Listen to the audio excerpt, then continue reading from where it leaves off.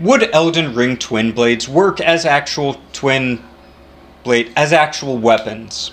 The basic Twinblade is a lot better than Thanos' double-bladed sword. The hilt is large enough to offer a lot of space to place and manipulate your hands, so it could essentially work as a limited quarterstaff, combined with a spear, combined with the butt spike of a poleaxe.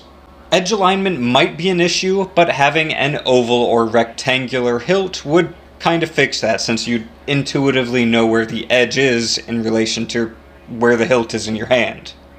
A lot of people see these weapons as impractical because, they didn't really exist in history. However, I think that they would definitely work as weapons. We just haven't really put in the work in order to develop a martial art or moveset around them like we have for every other weapon. So if somebody wants to do that, that would be really cool.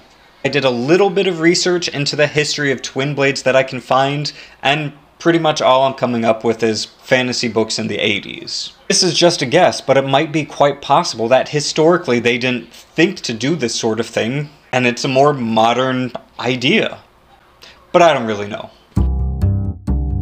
On to the twinned knight swords. Thanks, I hate it. Guards are usually nice, but here they limit what you could do. Imagine thrusting with that and then having the rear guard smash into your forearm.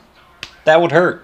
The Godskin Peeler pretty much seems like a regular polearm type weapon, but the end spike is more pronounced. That butt spike would only be good for thrusting, I think, but the Shotel-like blade could be used to get around shields or flipped around to essentially be used as an axe.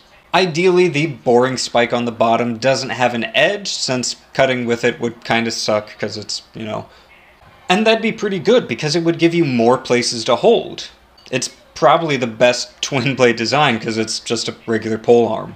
The gargoyle is twin blade and gargoyle is black blade. I don't really like the guards on these either, and the blades look a bit too beefy. You'd want something relatively light in order to use a twin blade to its full potential. Not super light, but lighter than these.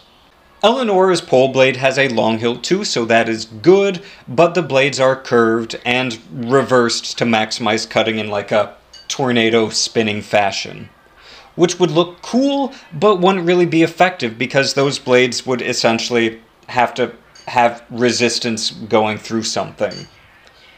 So if you're spinning, you'd stop spinning.